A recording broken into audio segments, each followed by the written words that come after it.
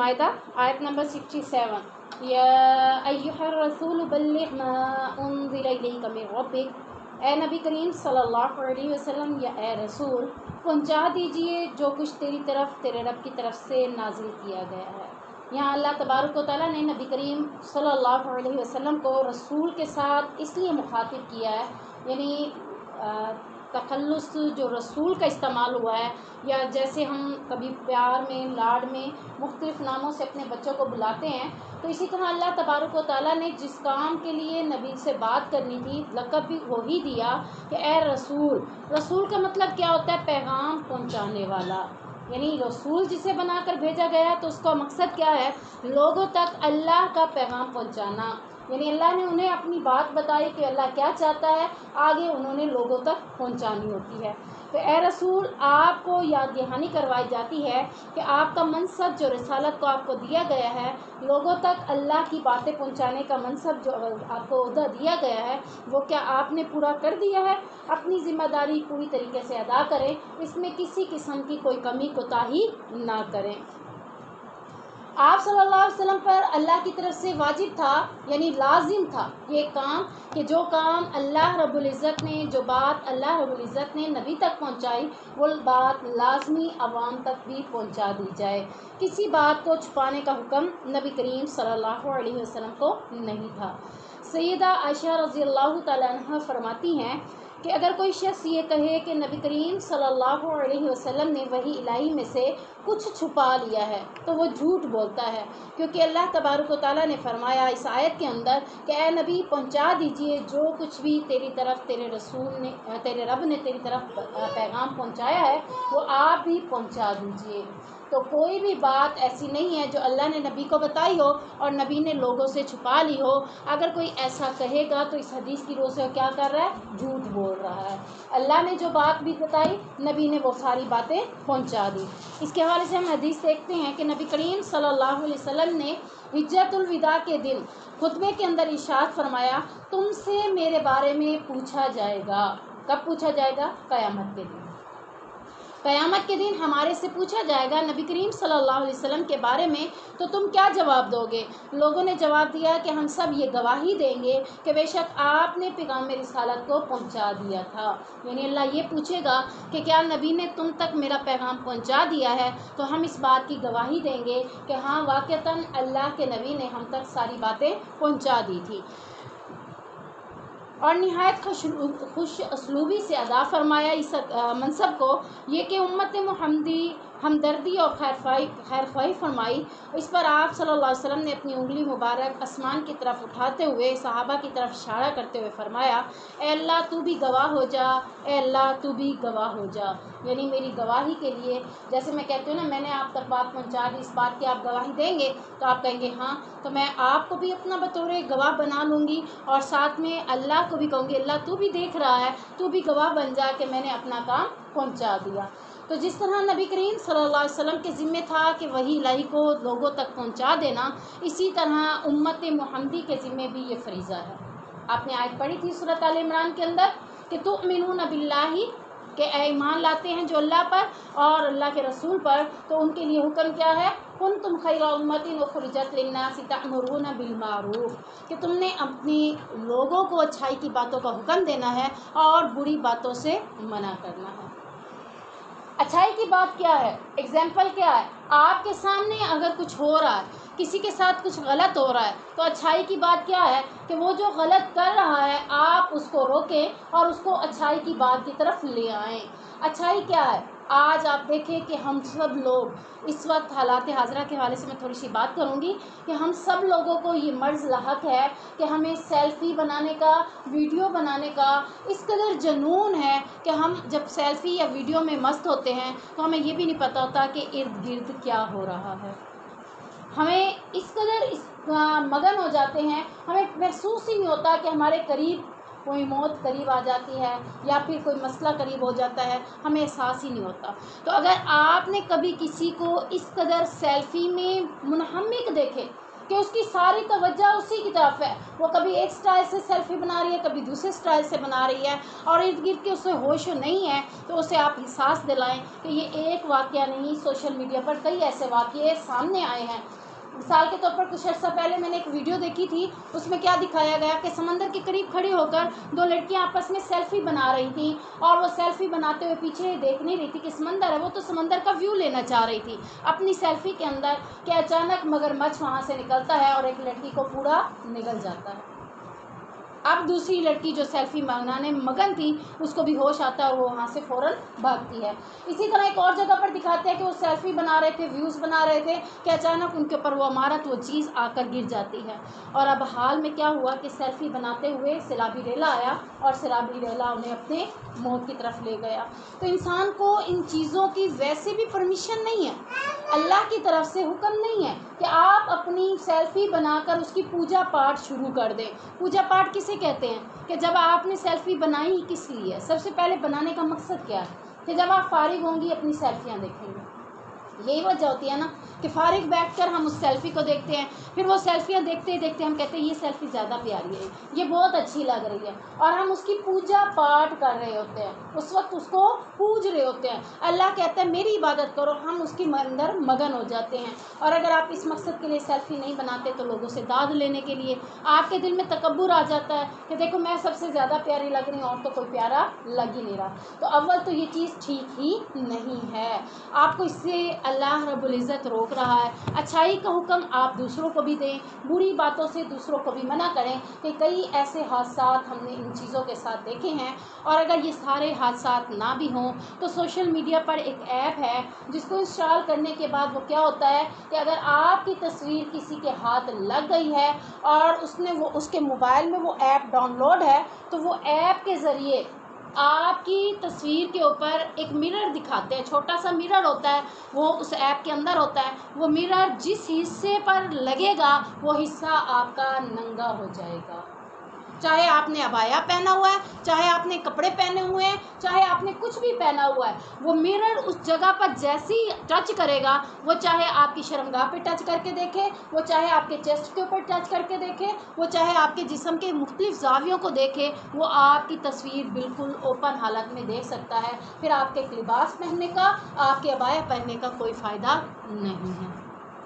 تو اس صورت میں آپ کو ان چیزوں سے ویسے ہی بچنا چاہیے. کب تک آپ اپنے پاس اپنی سیفٹی رکھیں گے؟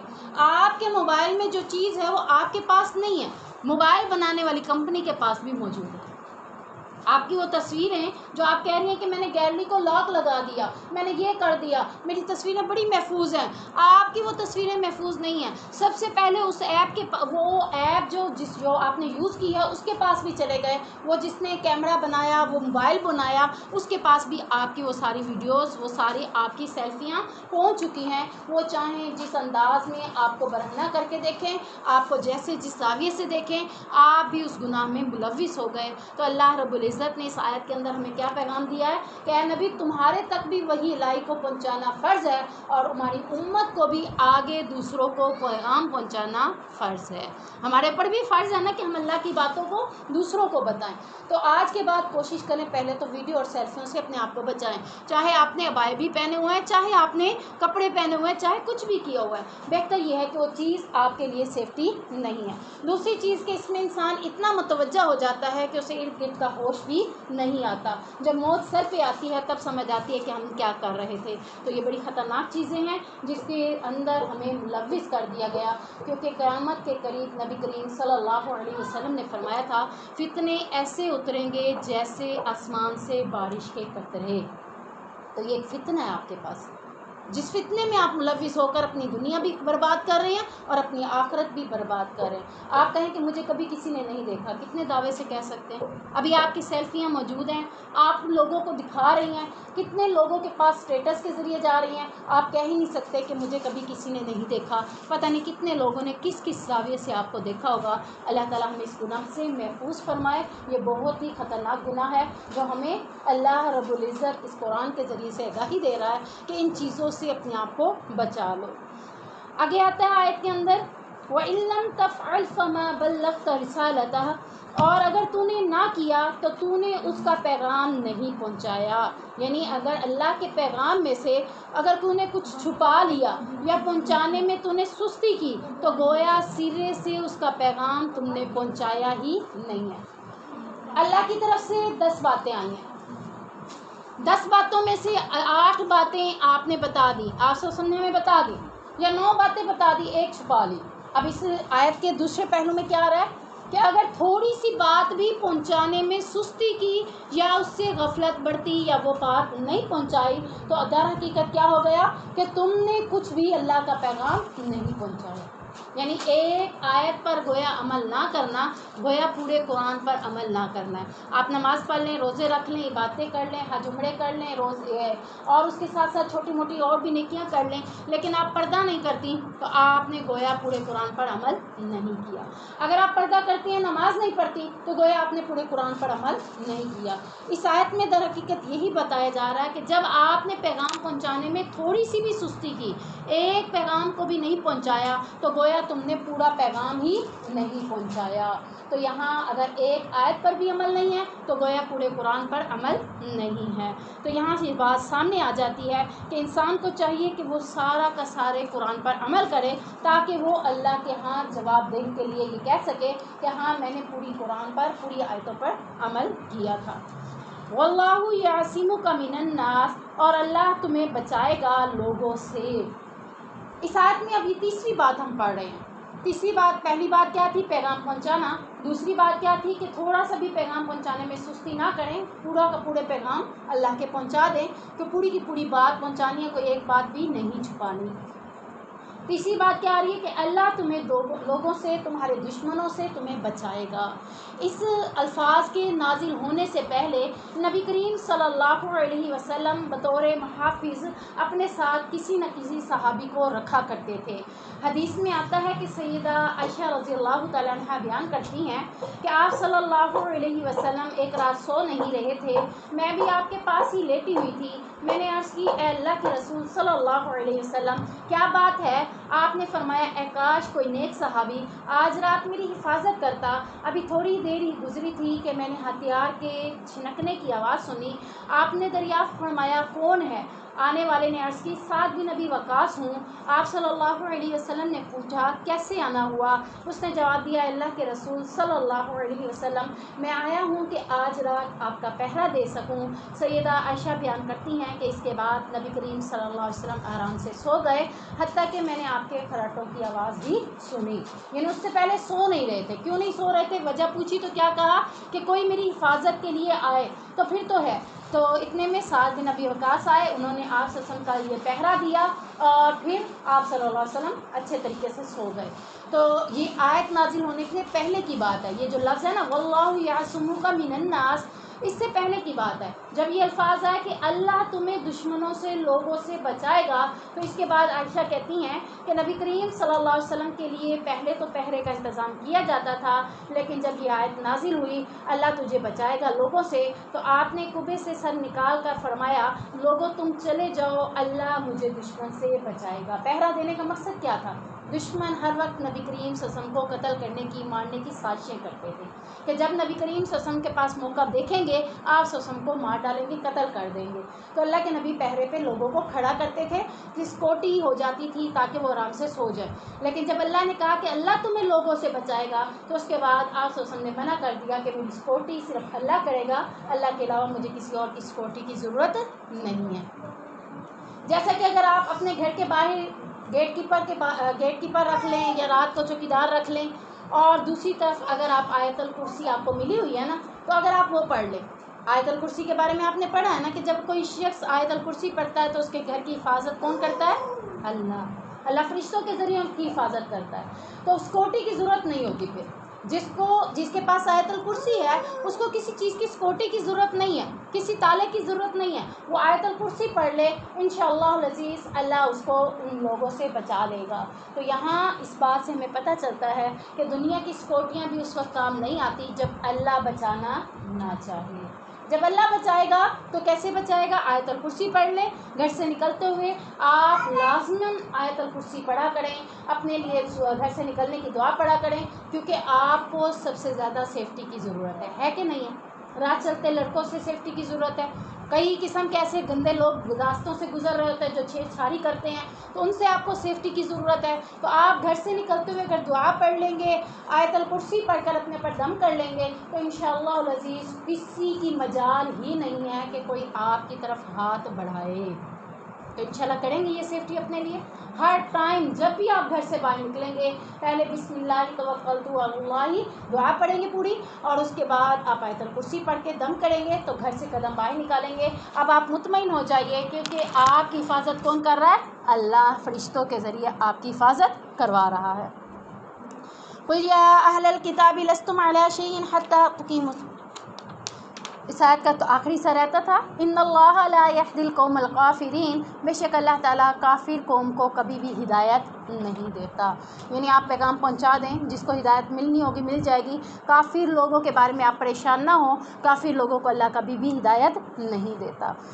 قُلْ يَا أَهْلَ الْكِتَابِ لَسْتُمْ عَلَىٰ شَيْءٍ حَتَّىٰ تُقِيمُوا التَّوْرَاةَ وَالْإِنْجِيلَ وَمَا أُنزِلَ إِلَيْكُم مِّن رَّبِّكُمْ، اے نبی کریم صلی اللہ علیہ وسلم کہہ دیجئے اے اہل کتاب، تم کسی چیز پر نہیں ہو یہاں تک کہ تم تورات اور انجیل کو قائم کرو، اور اس کو بھی جو تمہارے رب کی طرف سے نازل کیا گیا ہے۔ وَلَيَزِيدَنَّ كَثِيرٌ مِّنْهُم مَّا أُنزِلَ إِلَيْكَ مِن رَّبِّكَ طُغْيَانًا وَكُفْرًا، اور یقیناً جو کچھ تیری طرف تیرے رب کی طرف سے نازل کیا گیا ہے وہ ان میں سے بہت سے لوگوں کو سرکشی اور کفر میں ضرور بڑھائے گا۔ فَلَا تَأْسَ عَلَى الْقَوْمِ الْكَافِرِينَ، سو تو کافر لوگوں پر غم نہ کر۔ یعنی جو نازل ہوا ہے، پہلے تو اللہ نے تورات اور انجیل کا ذکر کیا ہے، اہل کتاب سے کہا کہ تم کبھی بھی دین پر نہیں ہو سکتے جب تک کہ تم تورات اور انجیل پر عمل نہ کر لو۔ تورات اور انجیل ان کی کتابیں تھیں، ان کے اوپر اگر وہ عمل کر لیتے تب تو وہ اپنے آپ کو دین پر سمجھتے، اگر وہ اس پر عمل نہیں کریں گے تو وہ دین پر نہیں ہو سکتے۔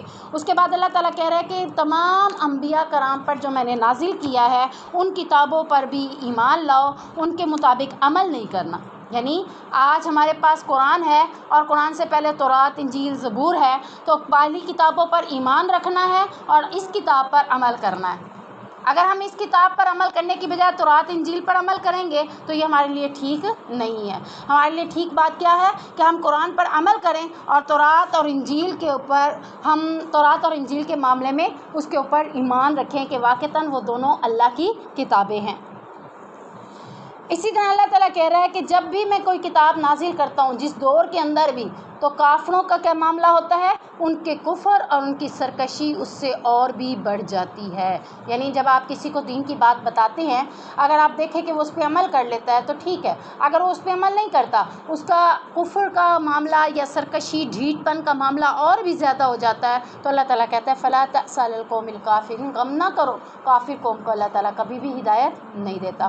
کافر قوم کے کتابیں نازل ہونے کے بعد ان کا رد عمل کیا ہوتا ہے کہ وہ سرکشی میں اور بھی بڑھ جاتے ہیں۔ تو یعنی سرکشی، کفر یعنی اللہ کی نافرمانی میں اور بھی زیادہ وہ بڑھ جائیں گے۔ اگر وہ قرآن پر پوری طرح عمل نہیں کریں گے کوئی بھی، تو ان کی حیثیت دینداری میں کچھ بھی نہیں ہوگی۔ اب آپ یہاں پہ دوبارہ دیکھ لیں، وہی بات آ رہی ہے کہ پورے قرآن پر عمل کرنا ضروری ہے۔ اگر قرآن ایک طرف ہے اور دوسری طرف ہماری خواہش ہے اور ہم خواہش پر چلتے ہیں اور قرآن کو چھوڑ دیتے ہیں، تو ہمیں اللہ تعالیٰ شروع میں ہی کہہ رہا ہے لستم علی شیء، تم کسی دین پر نہیں ہو۔ تمہارا دین کب مکمل ہوتا ہے؟ جب تم پورے کے پورے کتاب کے اوپر عمل کرو گے۔ ان الذين آمنوا والذين هادوا والصابئون والنصارى من آمن بالله واليوم الآخر وعمل صالحا فلا خوف عليهم ولا هم يحزنون۔ مقصود یہاں اللہ تعالیٰ ان باتوں کے حوالے سے یہ بتا رہے ہیں کہ بے شک جو لوگ ایمان لائے اور یہودی بنے، صابی اور نصارہ بھی، جو بھی اللہ آخرت کے دن پر ایمان لایا اور اس نے نیک عمل کیا، تو قیامت کے دن اسے نہ کسی قسم کا خوف ہوگا اور نہ ہی وہ غمگین ہوں گے۔ یعنی ہر فرقے کے حوالے سے بات آ گئی، چاہے وہ صابی ہے، چاہے وہ یہودی ہے، چاہے وہ نصارہ ہے، چاہے وہ کوئی بھی ہے۔ اللہ تعالیٰ کہتے ہیں کہ جب وہ ایمان لے آتا ہے، کلمہ پڑھ لیتا ہے، مسلمان ہو جاتا ہے، اور اس کے بعد اللہ اور یوم آخرت پر یقین رکھتا ہے، اور اللہ اور آخرت پر یقین رکھتے ہوئے عمل صالحہ، نیک عمل کرنے کی کوشش کرتا ہے، تو اللہ تعالیٰ کہتے ہیں ایسا شخص کو قیامت کے دن خوف نہیں ہوگا۔ کس چیز کا خوف ہوگا؟ قیامت کے دن جیسے ہم کھڑے ہوں گے کس چیز کا خوف ہوگا؟ کہیں آج جہنم میں نہ ڈال دیے جائیں، یہ خوف ہوگا نا۔ تو جو اللہ رب العزت پر ایمان لایا اور آخرت کے دن پر ایمان لایا، اللہ تعالیٰ کہہ رہے ہیں کہ اس کو اس قسم کا کوئی خوف نہیں ہوگا۔ تیسری چیز کیا ہے؟ آپ یہ دیکھ لیں کہ 3 چیزیں اللہ نے کہی ہیں، اللہ پر ایمان لانا، آخرت پر ایمان لانا، وعمل صالحا، اور نیک عمل کرنا۔ اگر آپ یہ 3 چیزیں کر لیتے ہیں تو انشاءاللہ العزیز قیامت کے دن آپ کے اوپر کسی قسم کا نہ کوئی خوف ہوگا اور نہ ہی کسی قسم کے کوئی غم آپ کو لاحق ہوگا کہ آج میرے ساتھ کیا ہوگا، آج کہیں میں اس پل صراط پر چلتے ہوئے جہنم میں نہ گر جاؤں۔ یہ خوف اور یہ غم تو ہمارے ساتھ ہوگا نا۔ جب ہم کھڑے ہوں گے قیامت کے دن تو ہمیں سب سے پہلے خوف یہ ہوگا، پتہ نہیں میرا حساب کتاب کیسے نکلتا ہے، پتہ نہیں پل صراط پر چلتے ہوئے جہنم میں نہ گر جاؤں، پتہ نہیں آج میرا ٹھکانہ جہنم تو نہیں ہوتا۔ تو جو نیک عمل کرتا ہوگا اس کو اس قسم کا کوئی خوف اور کوئی غم نہیں ہوگا۔ تو اللہ تعالیٰ ہمیں نیک عمل کرنے کی توفیق عطا فرمائے، کیونکہ ایمان تو ہم لا چکے ہیں نا، ایمان ہے نا ہمارا، اللہ پر ایمان بھی ہے اور یوم الآخر اور قیامت آخرت کے دن پر بھی یقین رکھتے ہیں کہ آخرت آئے گی۔ اب ہمیں ضرورت کس چیز کی ہے؟ وعمل صالحا، کہ جتنے بھی نیک عمل دیکھیں وہ ہم کرنا شروع کر دیں۔ لقد اخذنا میثاق بنی اسرائیل وارسلنا الیہم رسلا، بلا شبہ یقیناً ہم نے بنی اسرائیل سے پختہ عہد لیا اور ان کی طرف کئی رسول بھیجے۔ کلما جاءہم رسول بما لا تہوی انفسہم، جب بھی کوئی رسول ان کے پاس وہ چیز لے کر آیا، یعنی وہ کتاب، وہ اللہ کے حکم لے کر آیا جسے ان کے دل نہیں چاہتے تھے، یعنی جو حکم ان کا دل نہیں مانتا تھا۔ جیسے میں نے آپ کو کہا سیلفی نہیں بنانی، آپ کا دل، آپ میں سے کئی لوگ ہوں گے جو کہیں گے بس باجی کی بات سن تو لی ہے، کریں گے تو وہی جو کریں گے۔ اسی طرح اللہ تعالیٰ کہہ رہے ہیں کہ جب انبیاء میں نے بھیجے بنی اسرائیل پر، تو وہ انبیاء جب بھی کوئی ایسا حکم لے کر آتے تھے جس سے ان کے دل نہیں مانتے تھے، باقاعدہ الفاظ ہے آیت کے، ان کے دل نہیں مانتے تھے، تو ان میں سے ایک گروہ نے اس کو جھٹلا دیا۔ آپ میں سے کون کون سیلفی نہیں بنائے گا؟ 2 3 4، آدھا ہاتھ ہو رہا ہے، آدھا نیچے۔ موبائل نہیں ہے لیکن کسی کے ساتھ بنوانی بھی تو نہیں ہے نا انشاءاللہ۔ ہاں جی انشاءاللہ۔ اب دیکھیں اگر 15-20 لوگ بیٹھے ہیں، آپ ایک گروہ بن گئے جنہوں نے کہا ہم اس پر ایمان لے آئے، دوسرے گروہ نے جھٹلا دیا۔ اب یہ آیت دیکھیں کہ اللہ تعالیٰ کہہ رہا ہے بنی اسرائیل ایسے کرتے تھے۔ جب بنی اسرائیل ایسے کرتے تھے تو اللہ نے ان کا ٹھکانہ کیا بنایا؟ جہنم۔ تو جو حکم اللہ کی طرف سے آ جائے اس کو ماننے سے وہ انکار کر دیں، فریقاً کذبوا، ایک فرقہ جھٹلا دیتا ہے کہ ہم نے اس بات کو نہیں ماننا، وفریقاً یقتلون، اور ایک فرقہ ایسا بھی ہوتا تھا جو قتل کر دیتے تھے۔ یعنی کس کو قتل کر دیتے تھے؟ جو ایسی باتیں بتاتے تھے۔ اب آپ کا اتنی ٹھاٹھی تو نہیں کہ مجھے قتل کر دے۔ اس وقت کے لوگ یہ بھی کام کرتے تھے کہ جب نبی ان کو اچھی باتیں بتاتے تھے تو پکڑ کے نبی کو ہی قتل کر ڈالتے تھے، نبیوں کو مار ڈالتے تھے۔ بنی اسرائیل میں بہت سے نبی آئے ہیں اور ان نبیوں میں سے کئی نبیوں کو انہوں نے قتل کیا ہے۔ چلیں اب آپ یہ دیکھیں، آپ کو اگر یہ بات سمجھ نہیں آتی تو تھوڑی سی مثال دیکھتے ہیں ہم حضرت عثمان غنی کے بارے میں۔ دیکھ لیں حضرت عثمان غنی کے بارے میں آتا ہے کہ وہ دعا کیا کرتے تھے، اللہم ارزقنی شہادتاً فی سبیلک واجعل موتی فی بلد رسولک، کہ اللہ مجھے شہادت کی موت دے اور نبی کریم صلی اللہ علیہ وسلم کے شہر میں موت دے۔ نبی کا شہر کون سا ہے؟ مدینہ۔ آپ صلی اللہ علیہ وسلم کی قبر کہاں ہے؟ مدینہ منورہ میں ہے نا، مسجد نبوی میں ہے نا۔ تو وہ کہتے تھے مجھے مدینہ میں موت دے۔ صحابی کہا کرتے تھے ہم بڑے حیران ہوتے تھے کہ امن ہے مدینہ میں، مدینہ میں کوئی اب مارنے والا نہیں ہے، تو یہ کیسی دعا کرتے ہیں؟ جب حضرت عثمان غنی کو موت کا وقت آیا تو کیا ہوا؟ شہید بھی ہو گئے اور مسجد نبوی کے اندر ہی کسی نے آ کر وار کیا تھا، قتل بھی کر دیا۔ اب دیکھیں قتل کرنے والے کون ہیں؟ وہی لوگ ہیں نا۔ اب اگر نبی کو بھی قتل کرنے کی کتنی سازشیں کی گئی تھی کہ نہیں کی گئی تھی؟ آپ صلی اللہ علیہ وسلم جب اپنا خیمہ چھوڑ کے مکہ سے مدینہ آئے تھے، اپنے گھر میں اپنی جگہ پر حضرت بلال کو سلا کے آئے تھے، تو تب بھی باہر نکلے تھے تو کیا تھا؟ لوگ کھڑے ہوئے تھے مارنے کے لیے، قتل کرنے کے لیے کھڑے ہوئے تھے۔ اللہ نے کیا کہا تھا؟ وما رمیت اذ رمیت، کہ نبی مٹھی بھر مٹی کی اور ان کی طرف پھینک دے، اور جب تو وہ مٹھی پھینکے گا تو نہیں پھینکے گا، میں پھینکوں گا، اور یہ مٹی سے اندھا کرنا کس کا کام ہے؟ میرا کام ہے۔ تو نبی کو بھی قتل کرنے کی سازشیں کی گئی۔ اب آپ دیکھیں اللہ کے نبی کو بھی قتل کرنے کی سازشیں کی گئی، تو یہاں سے آپ یقین کریں کہ واقعتاً انہوں نے اتنی انبیاء کو قتل بھی کیا تھا۔ ایک فرقہ جھٹلاتا تھا اور ایک فرقہ قتل بھی کر دیتا تھا. وَحَسِبُوا أَلَّا تَكُونَ فِتْنَةٌ فَعَمُوا وَصَمُّوا ثُمَّ تَابَ اللَّهُ عَلَيْهِمْ ثُمَّ عَمُوا وَصَمُّوا كَثِيرًا مِّنْهُمْ وَاللَّهُ بَصِيرٌ بِمَا يَعْمَلُونَ. اس آیت کے ترجمے کو ہم دیکھتے ہیں، لیکن اس سے پہلے میں ایک بات کہتی ہوں. اس آیت میں 2 بار لفظ استعمال ہوئے ہیں، فَعَمُوا وَصَمُّوا. دیکھیں پہلے بھی استعمال ہوا ہے، پھر کہا ہے ثُمَّ تَابَ اللَّهُ، پھر انہوں نے توبہ کی، پھر اس کے بعد ثُمَّ عَمُوا وَصَمُّوا، پھر وہ پھر گئے. تو یہاں بات آتی ہے، اب ہم آیت کا ترجمہ دیکھتے ہیں. انہوں نے سمجھا کہ کوئی فتنہ واقعہ نہیں ہوگا، تو وہ اندھے ہو گئے اور بہرے ہو گئے. پھر اللہ ان کے اوپر مہربان ہوا، ان کی توبہ قبول کی. پھر ان میں سے بہت سے اندھے ہو گئے اور بہرے ہو گئے. اللہ خوب دیکھنے والا ہے جو وہ کرتے ہیں. یعنی بنی اسرائیل سے یہ عہد و پیمان لیا گیا تھا. پہلے دیکھتے ہیں عہد و پیمان کیا تھا، کہ اللہ اور اس کے رسول کی بات سنیں گے.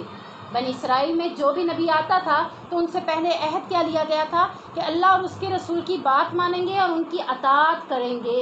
مگر انہوں نے اس عہد کو توڑا، اپنی خواہشات کی پیروی کی اور انہیں اللہ کی شریعتوں سے زیادہ مقدم جانا. تو اللہ تبارک و تعالیٰ نے فرمایا کہ بنی اسرائیل کے بارے میں جب انہوں نے اس طرح کے گناہ کیے، یہاں تک کہ انہوں نے انبیاء کو بھی قتل کر دیا، اور جب وہ انبیاء کو قتل کرتے تھے تو کہتے تھے ہم تو اللہ کے چہیتے اور پیارے ہیں، تو لہٰذا ہمیں کچھ بھی اللہ نہیں کہے گا. آپ دیکھ لیں، ماں کے جتنے بھی آپ چہیتے بن جائیں، جب آپ غلطی کریں گے مار پڑے گی کہ نہیں پڑے گی؟ اول تو وہ اللہ کے چہیتے تھے ہی، یہ ان کی خواب خیالی تھی، صرف خود سے کہتے تھے. اللہ نے بہت جگہ پر قرآن میں ان کو جھٹلایا ہے کہ یہ اللہ کے چہیتے اور پیارے نہیں ہیں. تو یہ خود اپنے آپ کو کہتے ہیں اللہ کے چہیتے اور پیارے ہیں. تو یہاں اللہ کہہ رہا ہے کہ یہ کہتے تھے کہ ہم جو بھی غلطی کر لیں ہمیں کوئی کچھ کہنے والا نہیں ہے. یہاں تک کہ وہ انبیاء کو بھی قتل کر دیتے تھے. جب وہ انبیاء کو قتل کرتے تھے اور جھٹلاتے تھے تو اللہ نے انہیں اندھا اور بہرا کر دیا. پھر انہوں نے توبہ کی، پھر دوبارہ پلٹ آئے تو اللہ تبارک و تعالیٰ نے ان کی توبہ کو قبول کرتے ہوئے ان کے اوپر مہربانی کی. اور پھر اس کے بعد پہلی مرتبہ اللہ نے بخت نصر کو ان پر مسلط کر دیا. یعنی بخت نصر ایک بادشاہ تھا جن کو ان کے اوپر مسلط کر دیا گیا تھا جب انہوں نے انبیاء کو قتل کیا، جب انہوں نے فرقوں کو ایک فرقہ جھٹلانے والا بن گیا تو اللہ نے سزا کیا دی، بخت نصر کو ان کے اوپر مسلط کر دیا، جس نے ان کی مسجد اقصیٰ کو جلا دیا. اب دیکھ لیں مسجد اقصیٰ کے اوپر آج بھی حملے ہو رہے ہیں. اس دور میں انہوں نے کیا کیا تھا، مسجد اقصیٰ کو جلا ڈالا، ان کے اموال لوٹے، ان کی اکثریت کو غلام اور لونڈی بنا کر بابل شہر میں لے گیا. پھر اللہ تعالیٰ نے بخت نصر کی غلامی سے انہیں نجات دی. جب ان کے اوپر یہ سارے معاملات ہوئے تو انہیں سمجھ آ گئی کہ ہم غلط کر رہے ہیں، اور یہ غلطی کا احساس ہوتے ہوئے انہوں نے کیا کیا، ثم توبوا. آیا نا لفظ کہ انہوں نے توبہ کی، ثم تاب علیہم، اللہ نے ان کی توبہ کو قبول کر لیا، ان پر مہربان ہو گیا. پھر جب انہوں نے یہ سارا ان کی غلامی میں آئے اور پھر وہ بابل شہر میں لے گیا تو توبہ کی تو اللہ تعالیٰ نے ان کو غلامی سے نجات دے دی اور انہوں نے پھر اپنی حالت سدھاری. کچھ عرصہ تک وہ ٹھیک رہے. اس کے بعد پھر انہوں نے کیا کیا، وقت گزرنے کے ساتھ ساتھ پھر ان کی دینی حالت بگڑنے لگی، دین سے دور ہوتے چلے گئے، یہاں تک کہ اللہ نے حضرت عیسیٰ کو مبعوث کیا تو وہ حق کو قبول کرنے سے انکار کرنے لگے. پھر وہ دوبارہ کیسے بن گئے، اندھے اور بہرے. حقیقتاً اندھے بہرے نہیں بن گئے. اندھے کیا ہے کہ دیکھتے ہوئے بھی دین پر عمل نہ کرنا، سنتے ہوئے بھی دین کی بات کے اوپر قبول نہ کرنا، اس کو کیا کہیں گے، اندھے اور بہرے. آپ جب کسی کی کوئی بات نہیں سنتے، چاہے وہ آپ کی بہن ہے یا آپ کی امی ہے یا آپ کی کزن ہے، فوراً آپ کو کیا کہتے ہیں، لفظ سریکی میں کہتے ہیں ڈھوڑے ہوئے بیٹھے ہو، کہہ دیتے ہیں نا. تو اللہ تعالیٰ بھی اسی بات کے اوپر کہہ رہا ہے، جب آپ اس کی اللہ کی باتوں کو سن کر بھی اس پہ عمل نہیں کریں گے تو حقیقتاً کیسے لگے گا کہ یہ بہرے ہیں، سنتے نہیں ہیں، اندھے ہیں، انہیں نظر نہیں آ رہا. اس لیے اللہ نے کہا کہ دوسری بار بھی اللہ نے ان کی کیفیت ایسے بنا دی کہ ان کے سامنے تم دین کی باتیں کرتے رہو لیکن یہ اندھے اور بہرے ہیں، یہ سنتے نہیں ہیں، دیکھتے نہیں ہیں. تو یہاں حقیقتاً اندھے بہرے کا ذکر نہیں ہے کہ حقیقت میں وہ دیکھنے سے محروم ہو گئے، سننے سے محروم ہو گئے. جیسے دینی محفلوں میں بیٹھ کر دین کی باتیں سننے کے باوجود آپ کے اوپر اثر نہ ہو تو اس کو ہم کیا کہیں گے، صم بکم عمی فہم لا یرجعون. یہ اندھے ہیں، گنگے ہیں، بہرے ہیں، یہ سنتے نہیں ہیں، یہ اللہ کی طرف لوٹ کر نہیں آتے. تو دعا کیا کرے اللہ تعالیٰ ہماری یہ کیفیت نہ بنائے. جب بھی ہم سنیں تو اس کے اوپر عمل کرنے والے بن جائیں، جب بھی ہم دین کی باتوں کو قرآن میں دیکھیں تو اس کے اوپر عمل کرنے والے بن جائیں. یہاں پہ حدیث ہے اس سے ریلیٹڈ وہی جو ہم نے بہت دفعہ سنی ہوئی ہے کہ آپ صلی اللہ علیہ وسلم نے فرمایا بندہ جب کوئی گناہ کرتا ہے تو اس کے دل پر ایک سیاہ نقطہ پڑ جاتا ہے، پھر اگر وہ گناہ چھوڑ دے، استغفار کرے، توبہ کر لے تو اس کا دل ریزر کی طرح، جیسے ریزر سے کوئی چیز صاف کی جاتی ہے تو اس کا دل استغفار سے صاف ہو جاتا ہے، اور اگر دوبارہ گناہ کرے تو سیاہ نقطہ بڑھ جاتا ہے، یعنی استغفار نہیں کیا، وہ نقطہ کھڑا ہوا ہے، پھر اس کے اوپر دوبارہ گناہ کیا تو پھر وہ کیا گیا کہ وہ نقطہ اور بھی بڑھ گیا، یہاں تک کہ پورے دل پر چھا جائے۔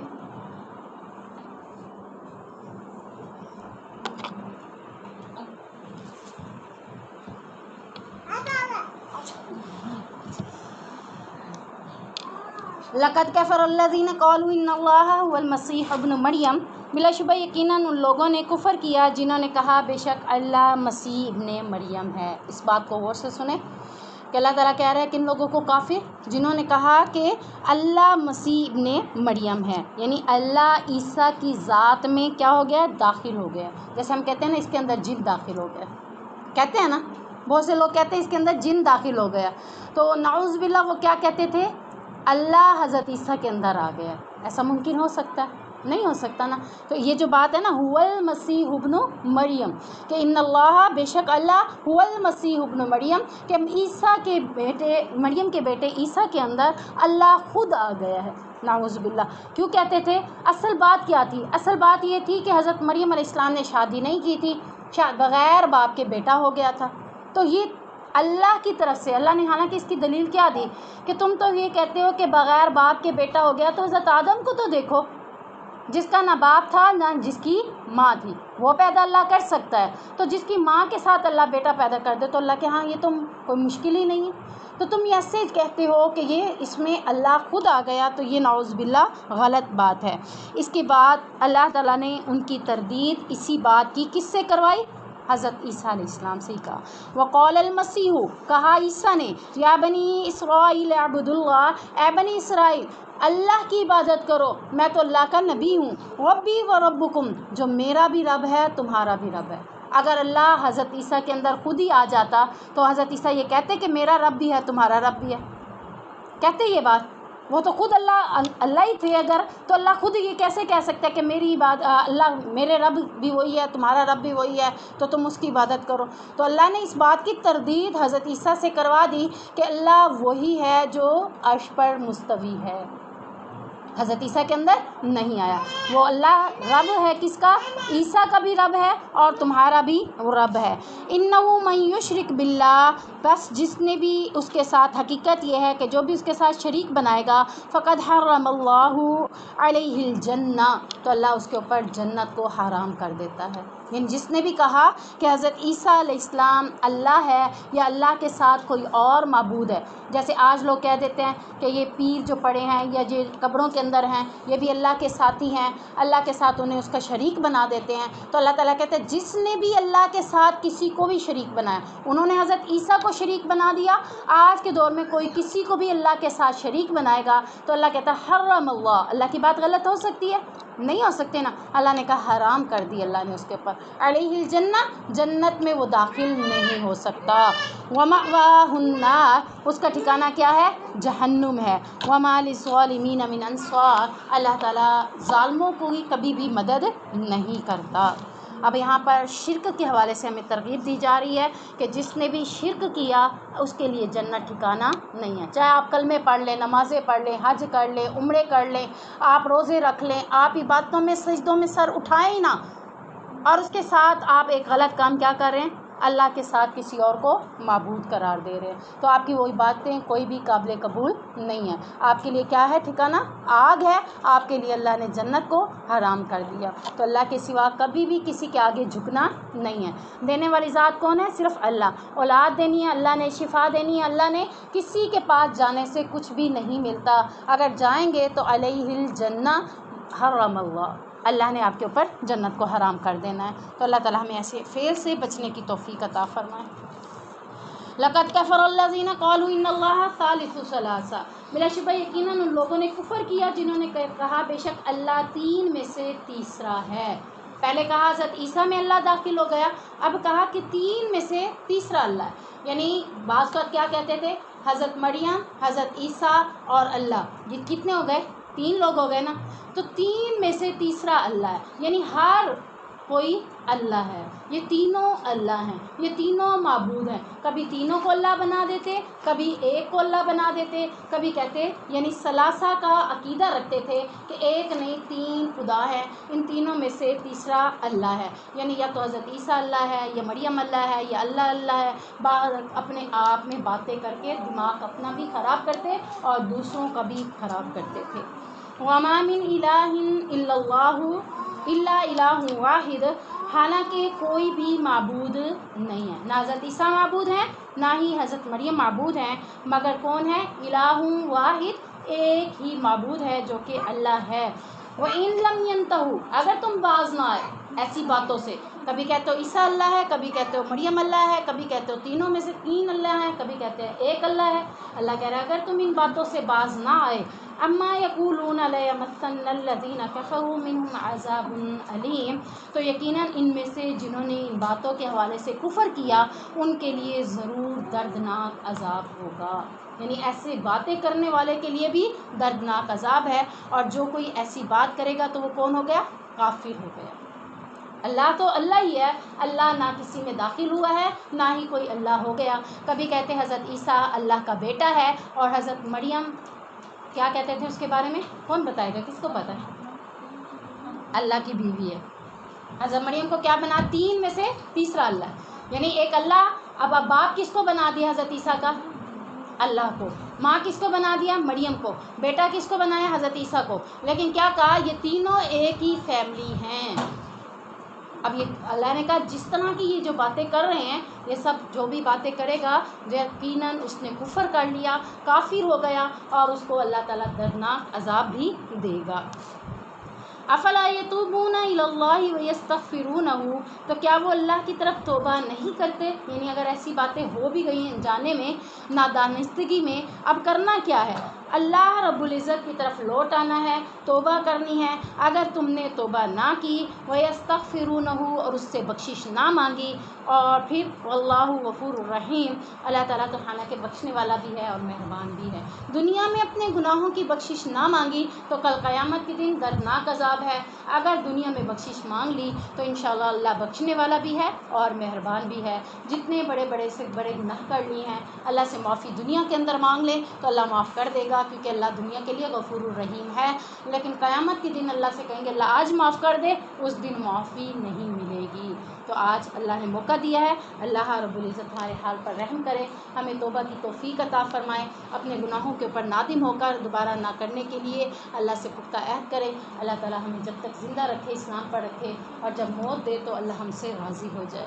سبحانک اللہم و بحمدک، اشہد ان لا الہ الا انت، استغفرک و اتوب الیک.